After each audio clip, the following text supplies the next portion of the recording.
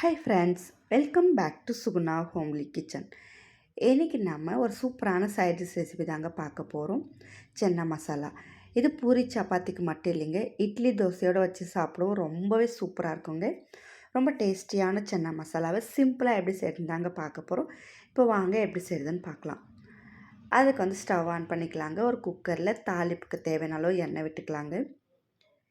எண்ணெய் ஹீட் ஆனதும் ஒரு துண்டு பட்டை, ஒரு பிரியாணி இலை, கொஞ்சமாக சீரகம்.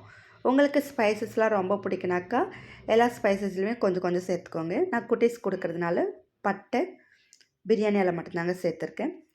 இப்போ பொடியாக கட் பண்ணியிருக்கிற வெங்காயம் சேர்த்து நல்லா வதக்கி விட்டுக்கலாங்க. வெங்காயம் வதங்கவும் இஞ்சி பூண்டு பேஸ்ட்டு சேர்த்து இஞ்சி பூண்டு பேஸ்ட்டோடைய பச்சை வாசனை போகிற அளவுக்கு வதக்கி விட்டுக்கலாங்க. இப்போது நல்லா அரைச்சி எடுத்துக்கிற தக்காளி பேஸ்ட்டு சேர்த்துக்கலாங்க. ஒரு வேளை உங்களுக்கு வந்து தக்காளி விழுதாக சேர்க்க வேண்டாம்னு நினச்சிங்கனாக்கா பொடியாக கட் பண்ணி சேர்த்துக்கோங்க. தக்காளி நல்லா சாஃப்டானதோ பச்சை வாசனை போன பிறகு மசாலாலாம் சேர்த்துக்கலாங்க. தனி மிளகாய் தூள், தனியாத்தூள், மஞ்சள் தூள், கொஞ்சமாக ஜீரகத்தூள், கரம் மசாலா. இது கூடவே கொஞ்சமாக ட்ரை மாங்காய் பொடி சேர்த்துருக்குறேங்க. ஆப்ஷனல் தாங்க, இருந்தால் நீங்கள் சேர்த்துக்கோங்க, இல்லைனாலும் வேண்டாம். தேவையான அளவு உப்பு சேர்த்து மசாலாவுடைய பச்சை வாசனை போன பிறகு நல்லா ஊற வச்சு எடுத்துருக்கிற சுண்டல் சேர்த்துக்கலாங்க, வெள்ளை சுண்டல். இப்போ இது எல்லாத்தையும் கலந்து விட்ட பிறகு தேவையான அளவு தண்ணி சேர்த்து ஒரு 2-3 விசில் மட்டும் விட்டு எடுத்துக்கலாங்க. ரொம்பவே டேஸ்ட்டாக இருக்குங்க. இந்த மாதிரி நம்ம எல்லாத்தையும் சேர்த்து விசில் வச்சு இறக்கும் போது அந்த மசாலாலாம் அந்த சுண்டலோடு சேர்ந்து வேகிறதுனால ரொம்பவே டேஸ்ட்டாக இருக்குங்க.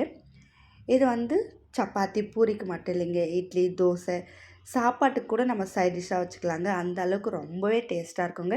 குட்டீஸ்லாம் நல்லா விரும்பி சாப்பிட்டுக்குவாங்க. சுண்டல் சாப்பிடாத குழந்தைங்க கூட இந்த மாதிரி நம்ம சென்னா மசாலாவை ரெடி பண்ணி கொடுத்தோம்னா நல்லா விரும்பி சாப்பிட்டுக்குவாங்க. அவ்வளோதாங்க. இப்போ கடைசியாக கொத்தமல்லி இலை தூவி பரிமாறிக்கலாம்.